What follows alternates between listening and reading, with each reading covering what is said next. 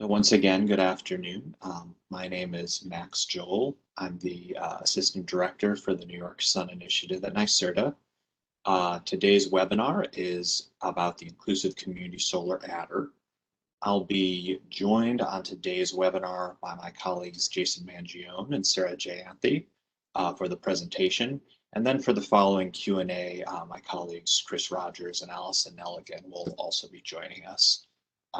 We also have my colleagues Dylan Cunningham and John Necroto on the webinar helping support our event today. Next slide, please.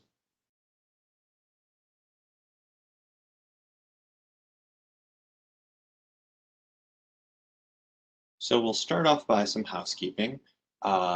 First, the number one question we always receive, is this webinar being recorded? Yes, it is. We are recording this and a copy will be posted on New York Sun's Resources for Contractors page. Everyone is automatically muted, but just in case, please make sure your own device is muted as well. Very important for the Q&A that will follow our brief presentation. Use the Q&A feature. That will go directly to the NYSERDA staff. We'll be taking those in and sorting them out over the course of the webinar. And then we'll be able to jump into Q&A once the presentation is done. One thing I'll note is that while we may not have time to answer every question on this webinar, we will be using the questions that come in and other questions that have been emailed to the team to update the frequently asked questions document for this program. And thank you very much to everyone who has been sending in some really good clarifying questions. And finally, I'll just note that if your sound cuts out or you have some other issue over the course of the webinar, my colleague Dylan's email address is right there. So next slide, please.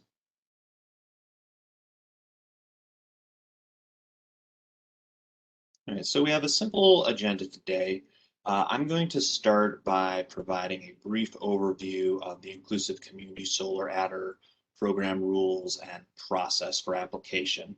But I'll say at the outset that is really meant to be a high-level overview to sort of frame up the rest of the webinar. I'm sure many folks on this call have already had a chance to review the program manual that has been updated with the complete and detailed program rules.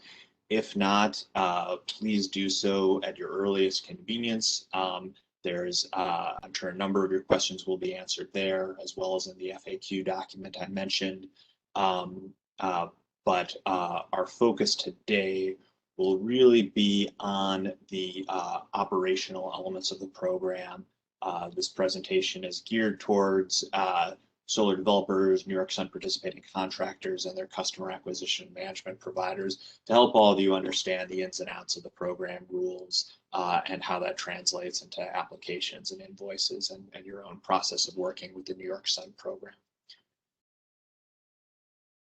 Next slide, please.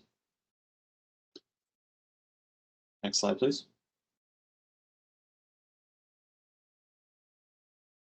So I'll start off by just returning back to the high-level goal of the Inclusive Community Solar Adder program, which is, of course, to increase access and savings to low and moderate income households, as well as affordable housing and other groups serving disadvantaged communities. This program is designed to really sit neatly within the larger New York Sun program. It's primarily meant for projects that have received or will receive New York Sun incentives through the megawatt block, and is intended to allow those projects to broaden the inclusivity of their community solar offering. Note, finally, I'll highlight at the bottom that we estimate that this program will have a very significant impact across the community solar market, serving between 25,000 and 50,000 LMI households and other eligible participants. And we anticipate to apply adders to around 500 megawatts of community solar in the New York Sun program. Next slide, please. So this slide summarizes some of those really central program rules and requirements. Again, as I noted before and is on the slide, please see the program manual for the complete program rules. But just to kick off with this high-level overview, projects that are eligible for the Inclusive Community Solar Adder include those that have already submitted New York Sun applications and have them approved, including CDG projects that may have had New York Sun incentives approved some time ago and are just now getting to the phase of project development where you're doing customer acquisition. In many ways, those projects we're expecting to be maybe the largest single group of projects taking up the Inclusive Community Solar Adder. So that's really part of the goal, to help direct some of the large pipeline of community solar under development much more towards LMI households and disadvantaged communities. The Adder award is based on the project type and planned capacity to be allocated to the eligible subscribers. Again, this information is all in the program manual, but we'll be showing the table with those different capacity levels and incentive levels in just a moment. But very importantly, the payment of the Inclusive Adder paid out across 3 payments is based on actual performance. So the application and award, meaning the contracted amount or the not to exceed amount, is based on the projected LMI inclusion in the project. But when the time comes to invoice for those incentives, the amount paid out will be based on how many customers or how much capacity has actually been dedicated to eligible customers during the preceding period.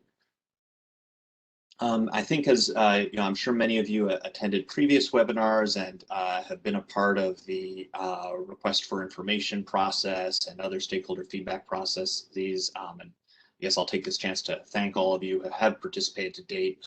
One of the really positive outcomes is that of that process has been multiple options for developers to document that LMI residential subscribers are considered eligible under the program.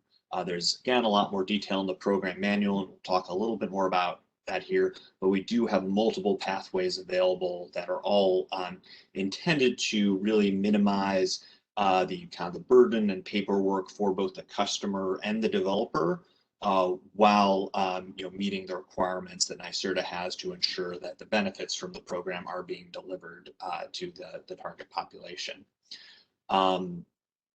Finally, while many of our rules and discussions have focused on those residential customers, which must at the minimum make up at least 20% of any project seeking the Inclusive Community Solar Adder, we do have pathways for qualified non-residential subscribers, including affordable housing and disadvantaged communities.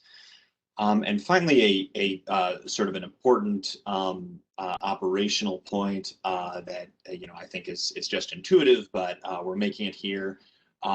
Any subscriber that's going to be used for the incentive adder must be a new subscriber. This must be their for their first time being allocated to a community solar project, and once they are in one community solar project receiving the ICSA, they can't be used to qualify for ICSA on another project. There may be a circumstance where a customer is moved from one project to another, over the course of business operations.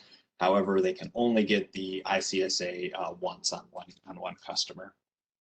Next slide, please.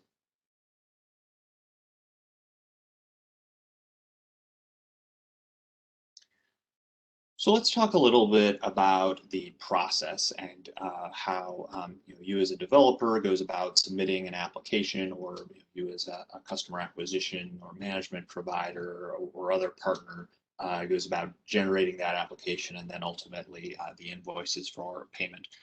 So we've set this up to work through the New York Sun portal, which of course is very familiar to everyone on this call who's a participating contractor in the program. And the entire process is tied completely to existing New York Sun applications. So again, you have to have an approved New York Sun application already within the portal to link to a new Inclusive Community Solar Adder application. One point I'll make there is that new projects are completely eligible for the program. You can submit a new New York Sun application. Once that's approved, you can then link it to a new inclusive community solar adder application.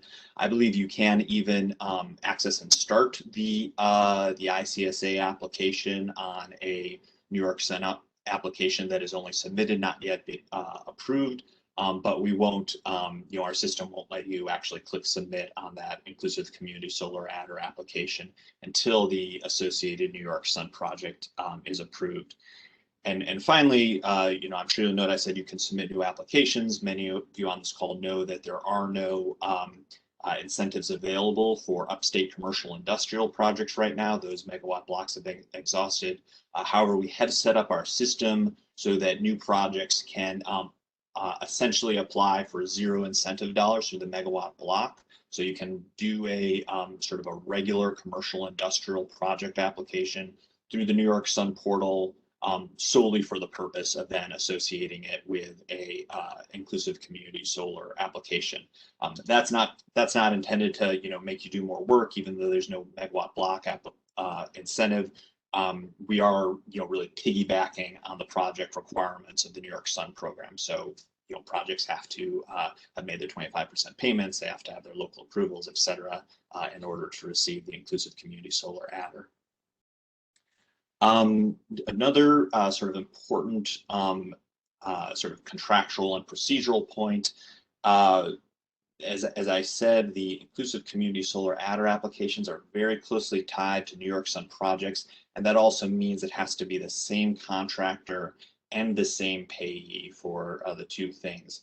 And if there's a later assignment of the project, the inclusive adder has to be assigned at the same time. That is a very hard and fast rule. We really don't have a way to manage sort of separating those things through our system. So just as if you have a New York Sun application that may also have, say, a brownfield adder, that of course is all getting paid to the same contractor and or payee. Same thing for the inclusive community solar adder, even though it is a sort of a separate application process. Another element that is similar but a little separate from New York Sun is the invoicing and payment process. Because the inclusive community solar adder has a different set of documents that are required for payment, sort of most notably the utility CDG allocation report that demonstrates that the eligible subscribers have been allocated credits from the project. Because those documents have a little bit of a different cadence than, say, a PTO letter that you'd be using to get your New York Sun base incentive, they are set up as separate invoices, separate documentation requirements.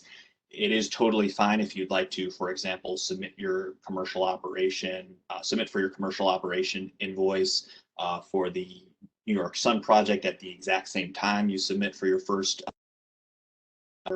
adder payment, as long as all the documents are complete. That's fine, but you don't have to. You can first submit for your New York Sun incentive, and then 1 or 2 months later, once all the utility documentation comes through, submit for the ICSA. And there's a little more detail in the last bullet. Again, this is all spelled out in the program manual about how the payments are split across, each of them, of course, based on actual performance, actual subscribers allocated credits. And then finally, I skipped over this bullet, but one requirement for the application is a marketing and implementation plan. I'm not going to go into detail on that here because my colleague Sarah Jayanthi will be doing a more in-depth walkthrough of that plan and template later in the webinar. Next slide, please.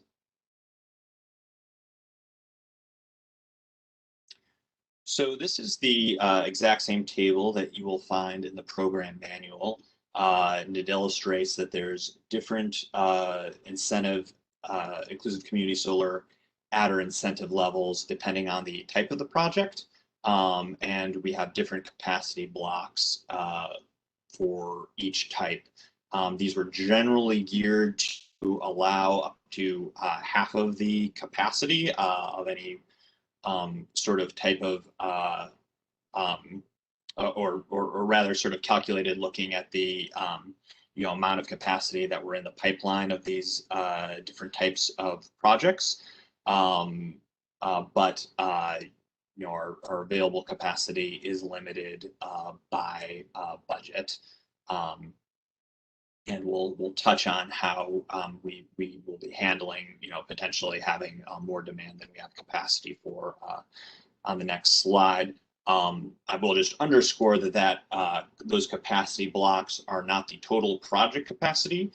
They are the capacity dedicated to the eligible subscribers. So if, for example, a project that is a 5 megawatt CDG project submits an ICSA application where 2 of those megawatts are going to be dedicated to LMI subscribers, that application would only take 2 megawatts out of the adder capacity block, not the full 5.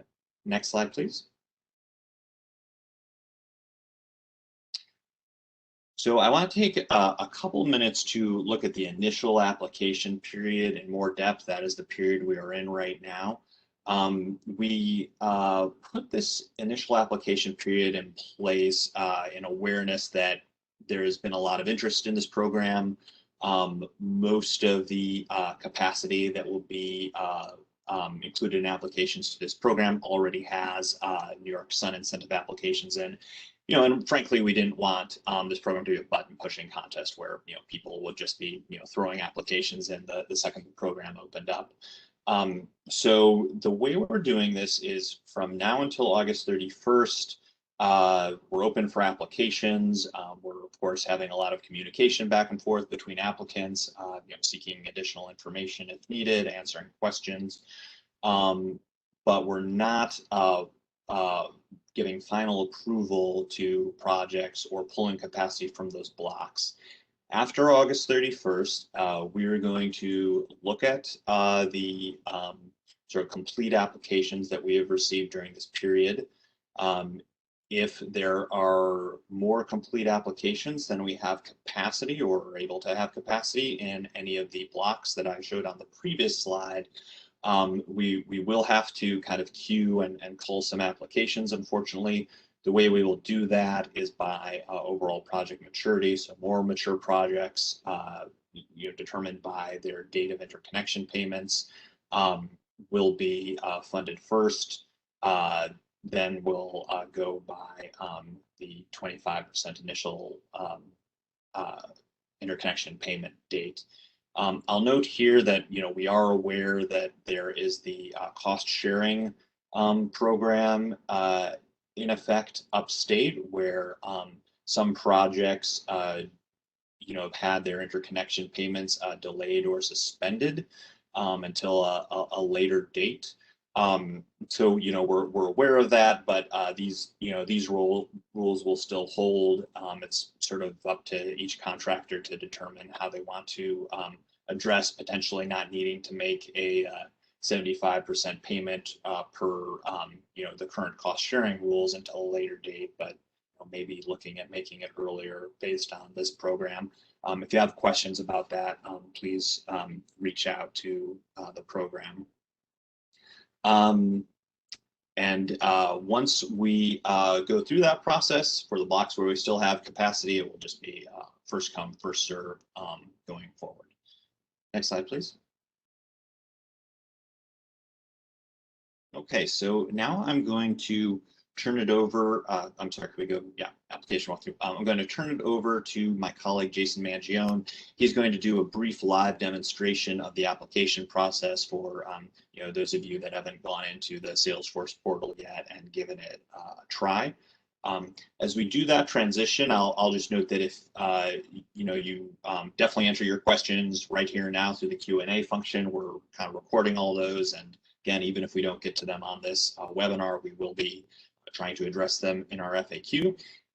If you have other questions as you go, application-specific questions, other things that come to mind, please do reach out to staff at the community solar at nyserda.ny.gov address. It really is a lot faster to connect with us there. We have multiple people checking that email address and pulling in responses. So, I know obviously we have a lot of communication back and forth between individual program staff and developers just day to day. That's great, but please do try to address your questions to that community solar inbox. It will just be much faster for you and for us. With that, thank you, and I'll turn it over to Jason. Thanks, Max. Before I get started, Max, will you or Dylan just confirm that you can hear me and see my screen? Yes, we can. Okay, great. So as Max mentioned, this is the same portal, same login that most of you are probably familiar with from megawatt block applications. So we will just go ahead and get started here by submitting a new application for the ICSA. So under the Submit a New Application tab, you'll see your various programs that you're approved to submit for. All contractors, developers that are already approved in New York Sun have automatically been approved to submit for the ICSA. So you should all see this option down here under your programs. So we'll go ahead and click that.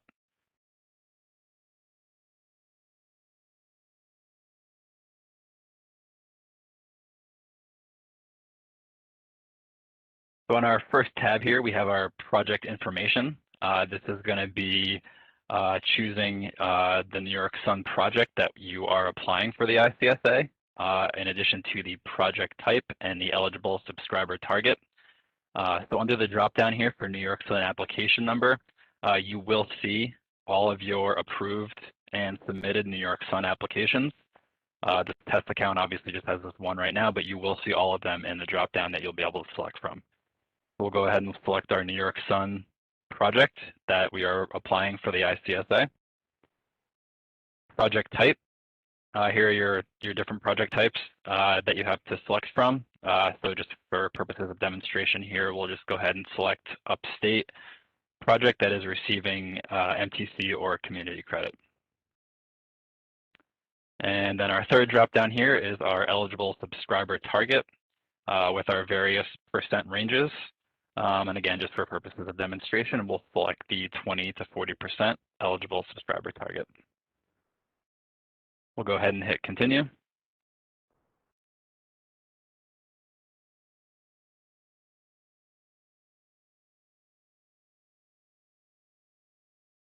Now in our second tab here, we have our contacts.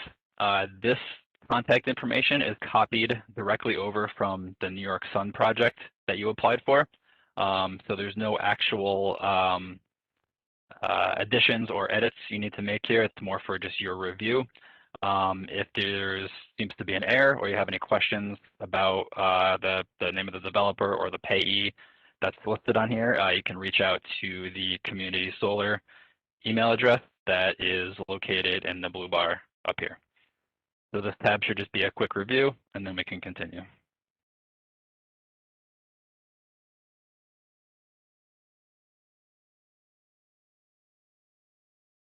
Our third tab here is the application review, which is populated from a combination of the New York Sun project information and the selections that you made on the first tab here. So you'll want to just take a quick look over this, make sure everything is accurate before continuing and signing the application.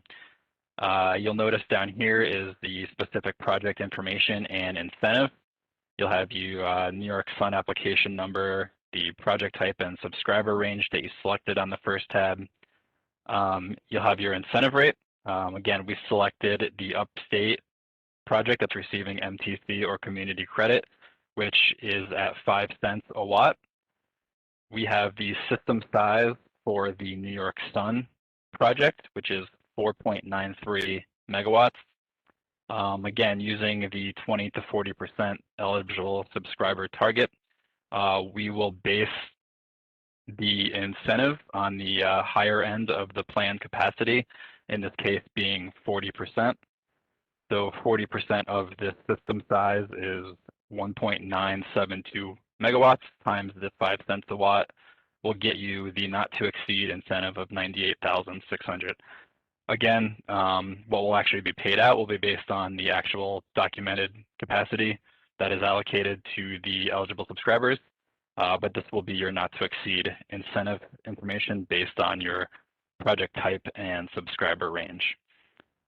With that, we can go ahead and sign, again, similar to megawatt block applications, either electronic signature or printing and signing, and then going ahead and uploading documentation on the next screen.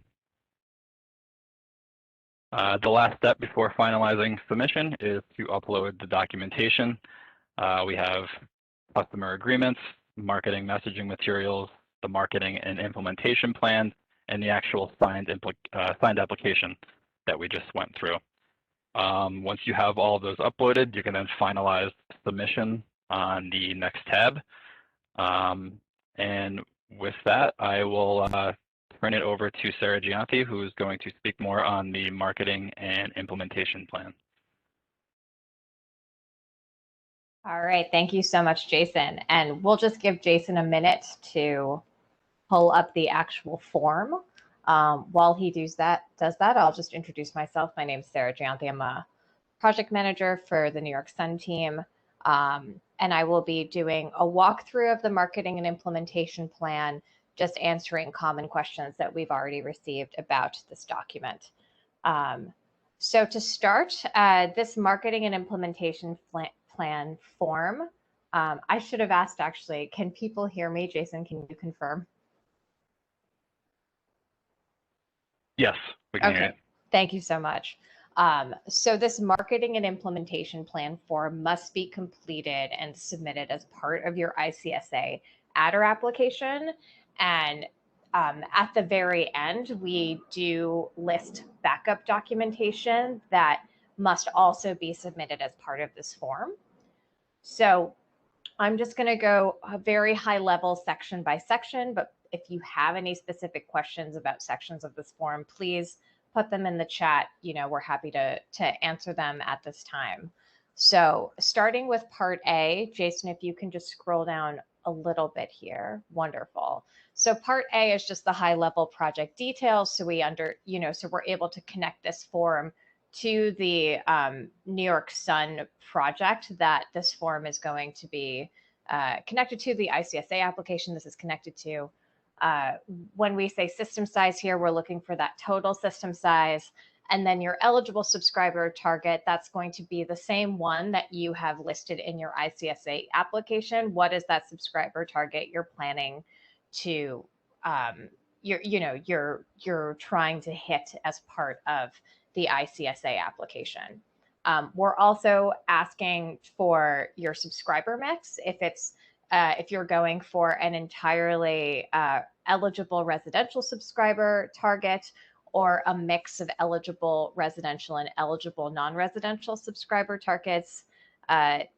Just a confirmation, we've gotten a couple questions about this.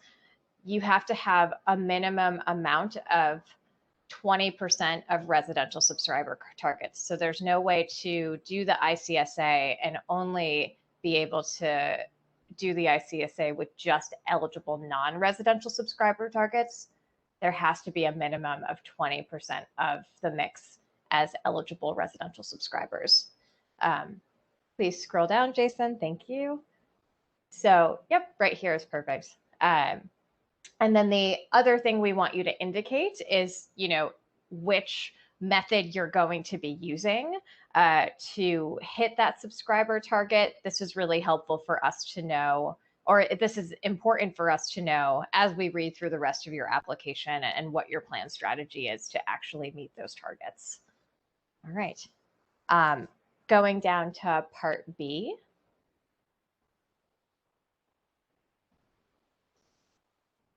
So in part B, what we want listed here as the project team is every organization that the customer may interact with, when signing up for this project, or if they have any questions about the project. So this is, we want that primary contractor, the one that owns the project listed here. We want the acquisition company that's managing the customer relationship. What we also want to see here are, if you're using any subcontractors that are in the field or taking phone calls or taking emails that are interacting directly with that customer, we also want them listed here. The reason for this is that the key to customer protection for these eligible customers is the transparency. So it's essential for us that we know everyone that you, as the primary contractor, everyone you have contracted with who may be interacting with this customer on this project to sign up for this project, or to potentially reach out to them around customer service or anything else. So that's just a clarification. We did get some questions about that, and that's what we want to see in the project team section. I think that's it for project team. Jason, if we can go down to part C. So for part C, what we want to see here is we want to understand what your experience is in marketing, selling, and managing community solar. And in particular, do you have experience working with the eligible subscribers that are served under this program? It's important, again, we're really focused on transparency and consumer protection here. So the more detail that you can provide to us, of course, is better. And then if you don't have experience, if you are applying and you haven't done any targeted work to reach out to this eligible customer, please be transparent about that. But we really want to get a sense of, broadly what your experience is in the community solar space in the state of New York, and then specifically, what is your experience interacting with, selling to, and managing low to moderate income customers. Next section, please, part D. So part D, there's a lot of language here, but really what we're asking for is a detailed description of what your strategy will be to target the subscriber mix that you identified, and the plan tactics that will be used, and if the tactics are going to differ based on the specific customer segment that you're targeting. And we, part D has two different questions. There's one where you can describe specifically how you're going to be targeting the residential subscribers that you'd like to sign up for this project. And then, D2 is the same question, but specifically asking questions around how you're going to be signing up the non-residential customers. Another section of this, Jason, if you can go down a little bit. So I'll just reiterate, there's a lot written here, but that's high level what we're asking for. That's perfect. Thank you so much, Jason. So, another section here is channel partners. We've gotten a few questions about channel partners.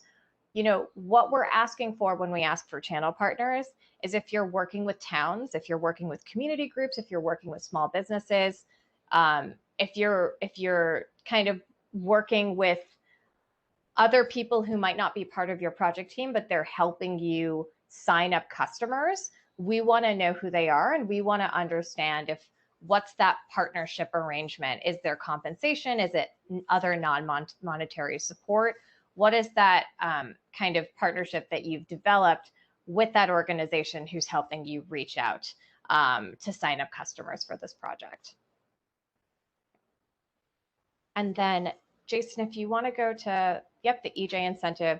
So we've had a couple of questions about the EJ incentive. What I will first state is that the EJ incentive is only for the Con Ed territory. I know we've already gotten some questions in the Q&A of this webinar about that. So the EJ incentive is only for the Con Ed territory. And we do have specific questions around that EJ incentive.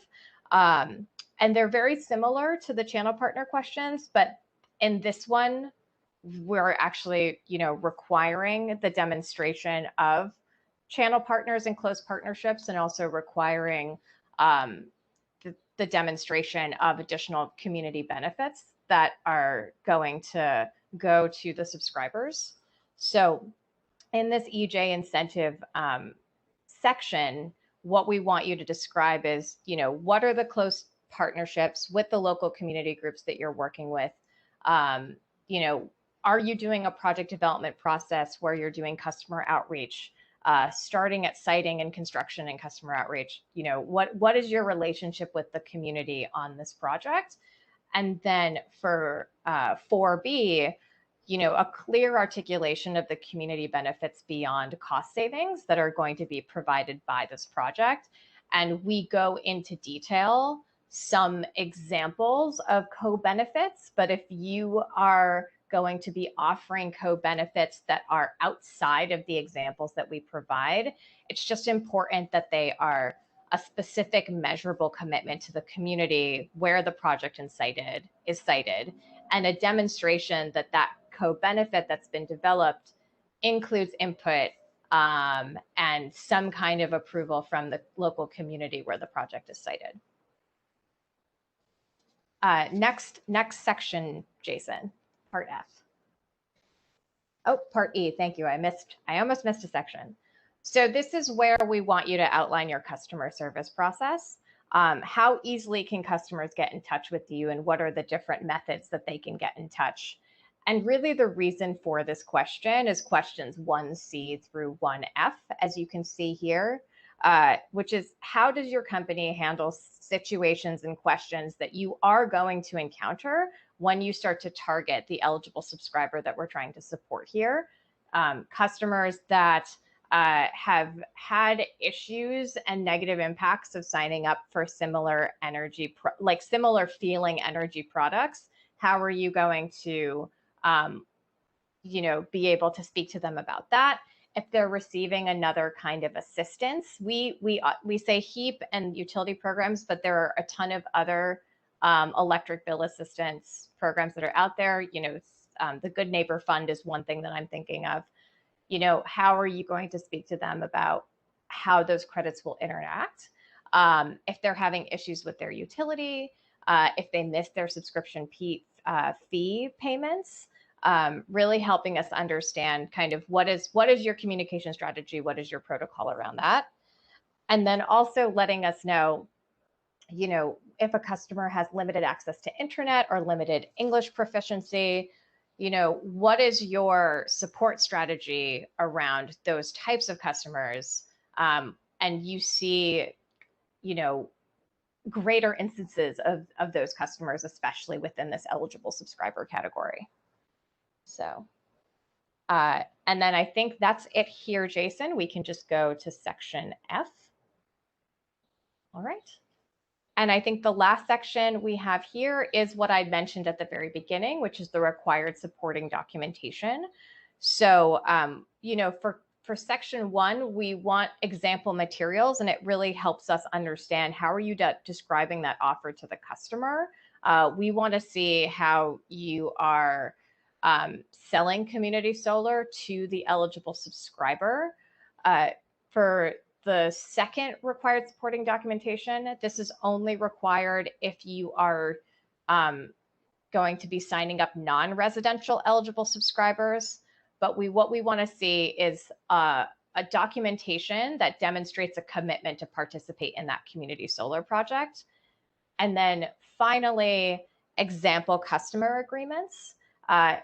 It's important that we see example customer agreements that actually show what is the package that the customer is going to get for this project. So I've already seen some applications come in where the sample customer agreements have like blank lines for the dollar amounts. And we need to see that it's the minimum 10% savings. We need to see what the actual subscription fee is.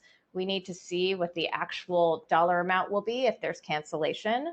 It's not just your template without any of the numbers in. We need to see what is that for this specific project. What is the contract going to look like for this customer to sign?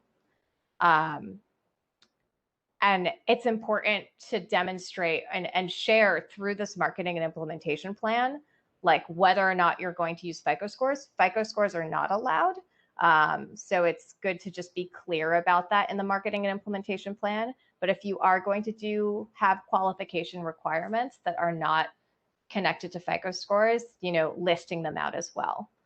So I think that is everything on the marketing and implementation plan. So with that, I think we can turn it over to Q&A, and I look forward to seeing all the questions that come in.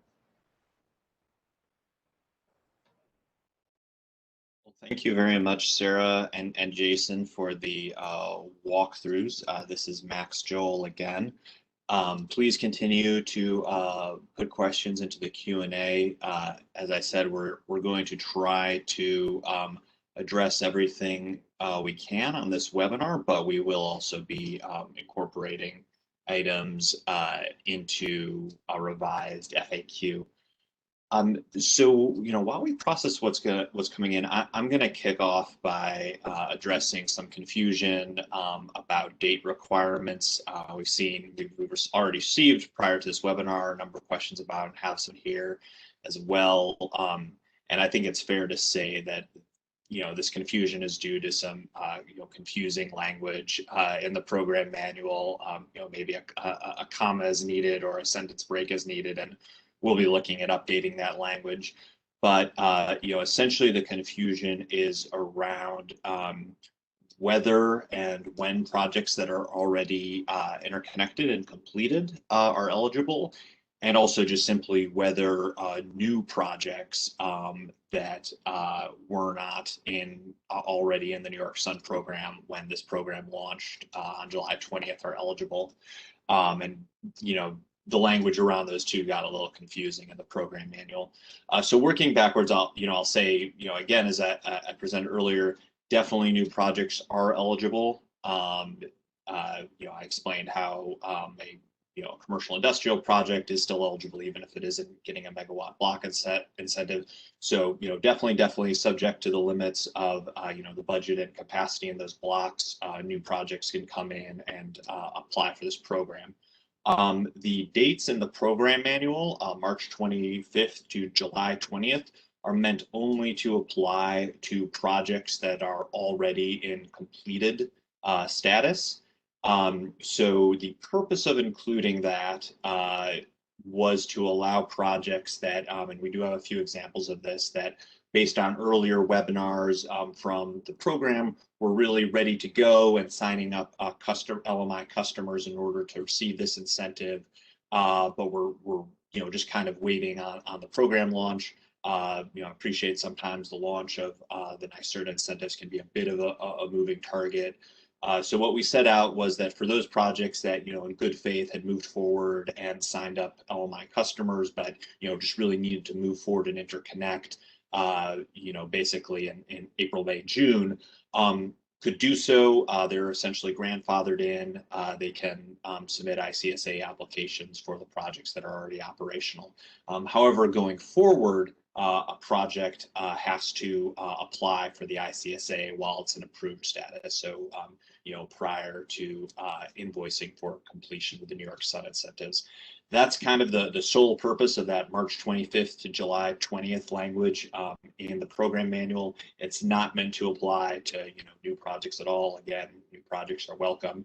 So I do apologize for the confusion in the language on the program manual there. So I'm just going to pause for a minute to look at some of these other questions that have come in and start to request some of my colleagues to unmute. Maybe I'll answer one more that we had a few people ask about, which was, as Sarah described and Jason showed, the application requires you to identify a range of target subscribers and to fully justify and explain your ability to meet that range, say 40 to 60% of capacity as eligible subscribers in the marketing and implementation plan. So we got a few people asking, what happens if we undershoot what we applied for, and also what happens if we overshoot that.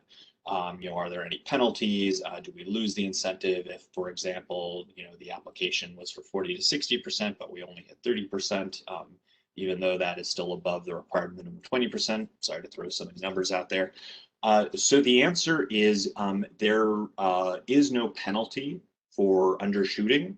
As noted, the actual incentive payment received is based on actual performance. So if your application has been approved for 40 to 60% target and you only hit 30%, you will only be able to invoice for the equivalent of 30%. There's a couple caveats in there. There's no like monetary penalty or anything, or sort of program penalty, but we are requiring in that scenario for the kind of the gap between that 30% and the bottom of the range you were approved for, 40%, to be left open. So you essentially have to have 10% of your project unallocated. So the purpose there, as well as our purpose in really rigorously reviewing the marketing implementation plans, is that frankly we don't want contractors to sort of shoot the moon or say, well, what's the disadvantage to saying we're going to do 100% or try to get as high as we can on each project we submit. The reason being that while we'd love everyone to do 100%, if applications come in that are targeting a higher level of eligible subscriber commitment than is really feasible that developer can really achieve for that project, then we in turn are pulling capacity from those blocks that I showed on the table. That reduces the amount available. Other projects won't be able to receive the incentives. And then at the end of the day, we may, unfortunately wind up serving far fewer customers and putting out less money than expected. So we're trying to balance, those considerations while also balancing against, not wanting to create unnecessary risk or, burden for either the developers or the contractors. Just to address that overshoot situation where perhaps you are very successful at signing up customers and it really gets rolling, that's great. However, the way we've had to structure this, the awarded incentive adder total amount will be a not to exceed. So the way this would play out in practice is, let's say you were applied for and were approved for 40 to 60%. You get 100%. On your first invoice at commercial operation, and you guys kind of detailed, the details get complicated, it's all in the program manual, you would be able to invoice for the full 100% on that commercial operation payment, and basically get paid in full for that capacity. But all those dollars going out to you would be drawn from your total not to exceed. So what you would then be able to invoice for the second and third payments would be reduced. And I think the way the math would work in that example, you wouldn't be able to apply for a third payment at all. So you'd get the money sooner, which has a bit of a benefit, but we except in a circumstance where we have money left in the program, we wouldn't be able to sort of add more money to your projects not to exceed if at commercial operation the project has signed up more LMI customers. I acknowledge that was all a little convoluted. We've of course had to balance a number of sort of programmatic and contracting and administrative concerns there. I hope that has helped clarify the situation. But as I said, we're certainly ready to answer questions on a project by project level.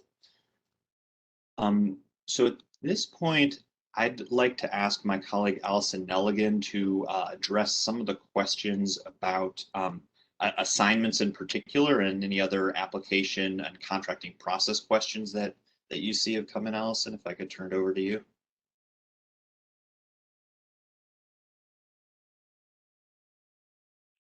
Thanks, Max. Can you hear me? Yes. Okay. Just going to scroll back down through the questions. I'm sorry. Give me 1 second.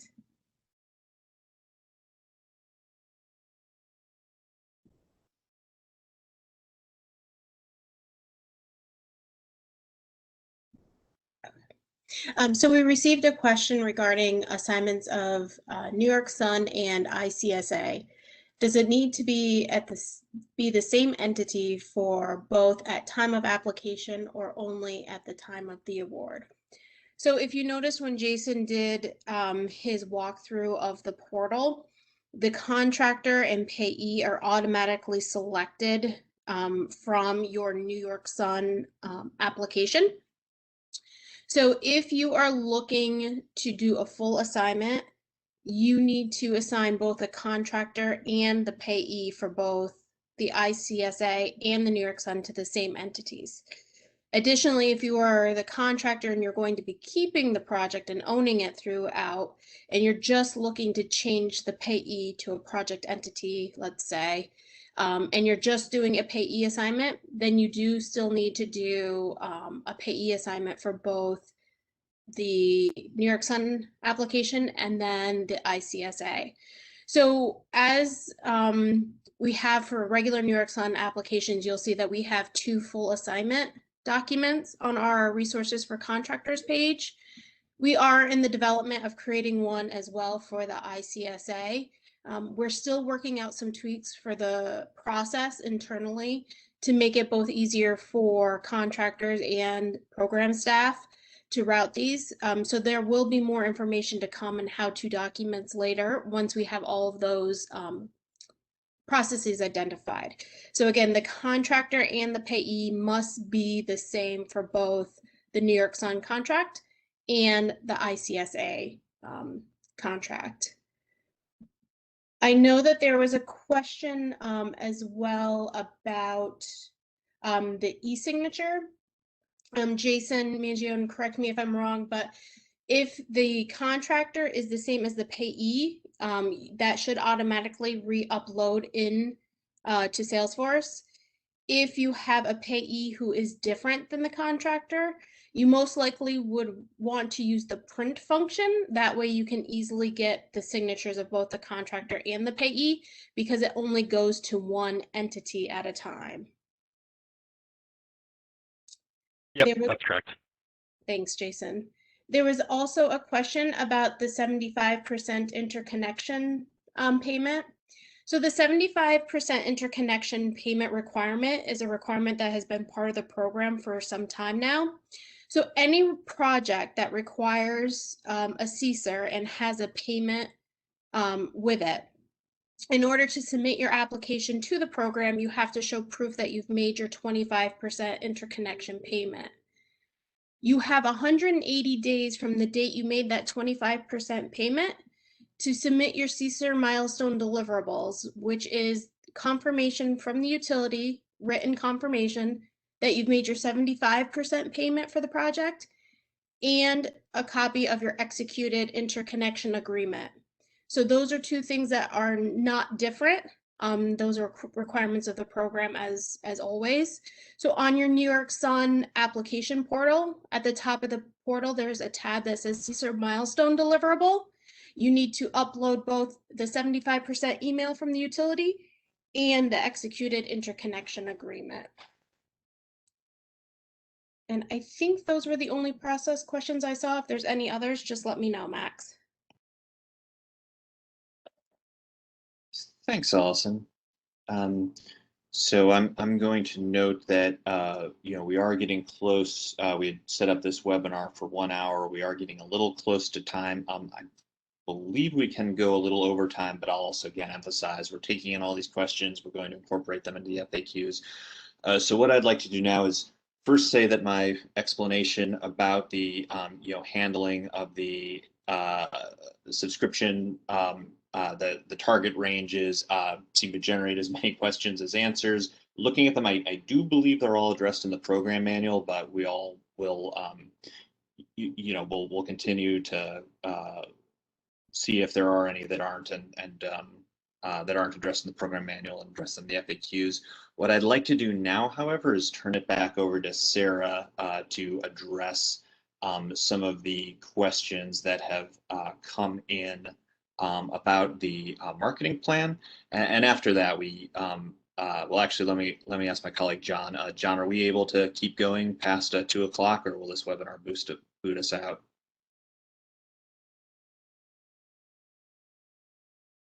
We can stay on as long as I'm still here. So yes. Okay, great. Well, we can take a little longer after 2 then, but I appreciate that other folks may need to drop off. But Sarah, I'll hand it over to you. Great, thanks so much, Max. So we've gotten a lot of questions about, can you use more than one way to verify income? Yes, you can. I think there might be a glitch in the application where you can only choose like one method for residential and one method for non-residential. So we're going to kind of work with the application team and make sure that's multi-pick. But yes, you can use more than one method to confirm the eligibility of subscribers for one project. So we got a lot of questions about that. Let's see. We got another question asking about, you know, if customers automatically qualify if they have HEAP or SNAP, but they don't live in a disadvantaged community. I think if a customer can demonstrate through categorical eligibility, that's method 1, that they're in HEAP and SNAP, and the developer has that, is able to collect that award letter or collect a copy of that award letter, they are able to automatically qualify. So categorical eligibility is its own method outside of method 2, which is geo eligibility within a disadvantaged community. We had another question: if customers automatically qualify if they live in a disadvantaged community. It needs to be eligible customers within a disadvantaged community. And this is why we ask in the application that if you're going to use method 2, which is the geo eligibility, you need to demonstrate how you're going to verify that the customers in that disadvantaged community are eligible subscribers. And if after reviewing that, if we feel like it's not thorough enough, we may require that your project use a self-attestation form. The self-attestation form is listed in the resources for contractors under the accordion with the Inclusive Community Solar Adder resources. And that's an attestation form that the customer would just indicate that their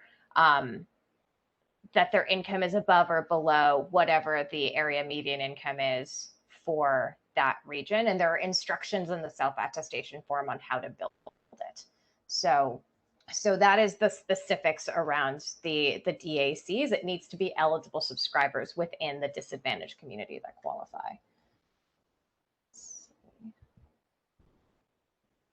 Give me a minute while I look at this. Somebody had a question about the 10% subscriber savings. Where is the requirement for that? That's the requirement to participate in the Inclusive Community Solar Adder. That's listed in the program manual, that customers need to be getting a minimum of 10% savings for a project to qualify for the Inclusive Community Solar Adder.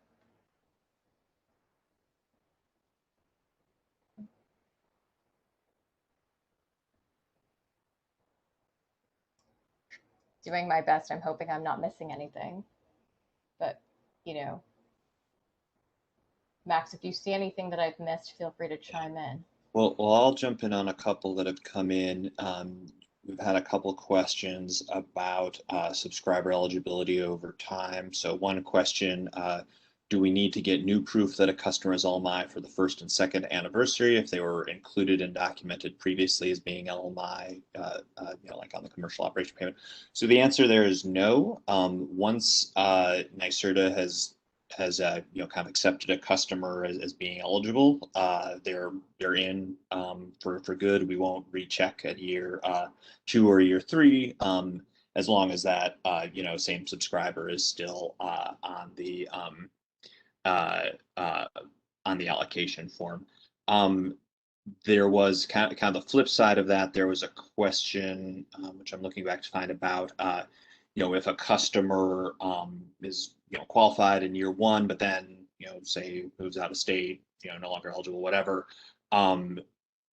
For the second and third payments, would you need to find a new customer for that capacity? The answer is yes. So each payment, we're going to look at the most recent allocation list and calculate the incentive payment based on that. If all of those subscribers are identical to the previous allocation list, that will be a very easy process, as I just said. We won't need to recheck those subscribers, but any that have been changed or added, we would need to get confirmation of those. I also see some questions about the affordable housing path for qualifying subscribers. So this is again detailed in the program manual, but for situations where customers are residents of regulated affordable housing, where the housing itself is limited to households making less than 80% of area median income, which is kind of a sort of NYSERDA's definition of low to moderate income and a common definition across a number of housing and other programs in the state. So there are a number of, whether it's public housing authorities or other regulated affordable housing developments that use that cutoff as a requirement to live there. For those housing developments, we will not require additional documentation for residents of those buildings. So what we need in those cases, we do have a process in place to confirm that a building is regulated in that way. So we will need some back and forth between you and the developer, as well as the housing owner, just to get that documentation and confirm it. So please reach out to us about your customers, essentially, if you're working with a public housing authority or something, and we can work together with you to get that documentation in place so that you don't have to go through that with each individual customer. Obviously, that's a pretty significant benefit to you, but as well as the customer, folks can easily sign up for savings without going through a whole nother paperwork process. Sarah, are there any more that you can take, or? Yeah, I see that there's a question about, if we wanted to add, this is specifically about adding backup documentation for for an application that has non-residential customers. Yes, you can add in documentation that you didn't have at the time of application. For that specific situation, just reach out to us directly on the Community Solar inbox, and we can walk through how to do that. There's a question about, Allison, I know you answered it for us, but I think somebody was asking if they could switch their CDG project to a remote crediting project that receives the ICSA. The project has to remain a CDG project to also receive the ICSA. You cannot switch to remote crediting and also get this adder.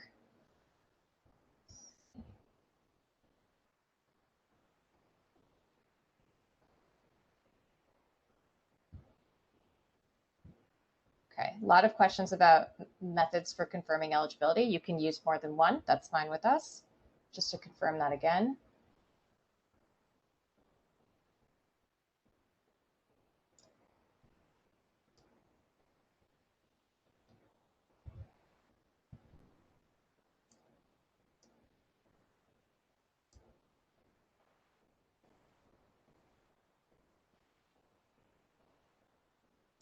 What I will say, if you're using more than one method to confirm eligibility,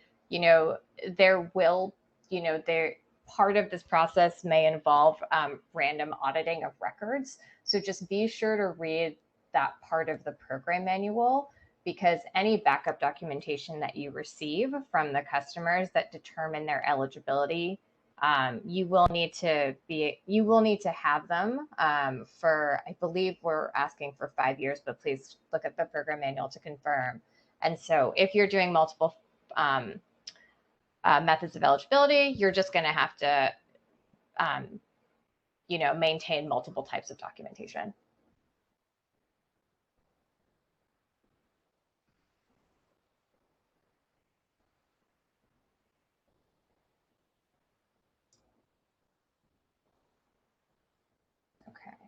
Oh, sorry, go ahead, sir. No, go on, Max. I think the other thing I was going to say is people are asking where to find forms, download forms, resources for contractors page, and the Inclusive Community Solar Adder dropdown.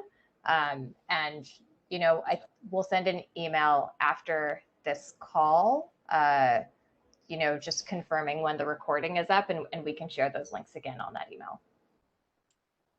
Okay, and I just wanted to chime in and say we are getting a lot of questions related to my explanation of the way we handle the target brackets, 20 to 40%, 40 to 60%, et cetera, versus the actual performance and invoicing.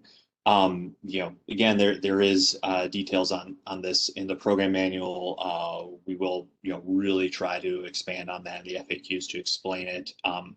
But the intention, and I think the way it's set up achieves this is not to directly penalize developers if they fall a little short of their targets, but set it up so that we can easily right size the contract sizes and kind of start with the right amount in the first place.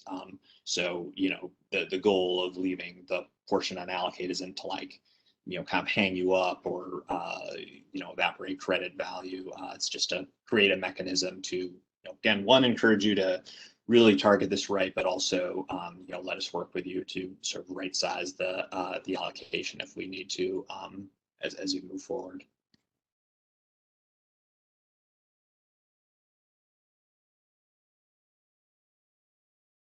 So Max, there was just an additional question regarding switching from CDG to remote crediting. So I just want to make it clear, if you have a CDG award currently, you're not looking to take advantage of the ICSA adder, then you can switch your project from a CDG project to a remote crediting project. NYSERDA has updated our program manual for specific documentation and what needs to happen. But if you have a CDG award and an ICSA award, and you are switching it to remote crediting, you will lose your ICSA award.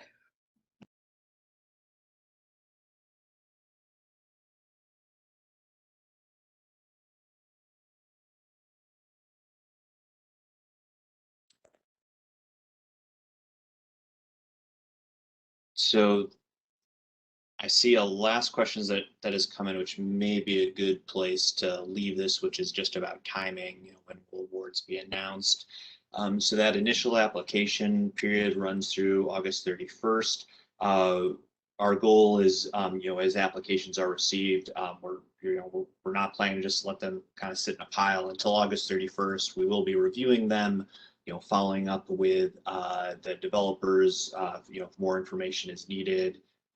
Going back and forth as much as possible to get things sort of ready to go once we're through that initial allocation period.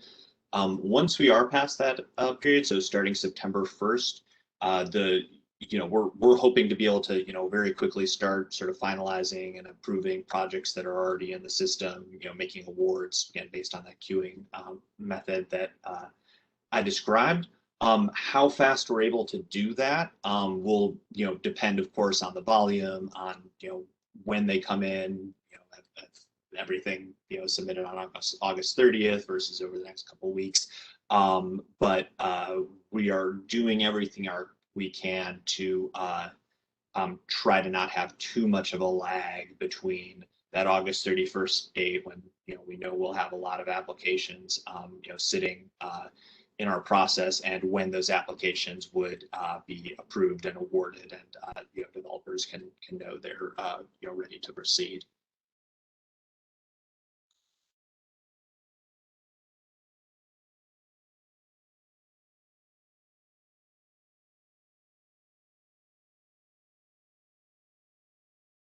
And I think with that, we can wrap up this webinar.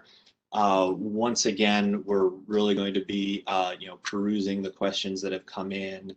Please send additional questions to the community solar email address so that we can follow up with you or expand that FAQ document. And finally, I'll just thank everyone on this call, all my colleagues for joining and providing what I hope you found very useful information, and then all of you for participating in the webinar, sending us your questions, and for your interest in this program. Thank you very much and have a good afternoon.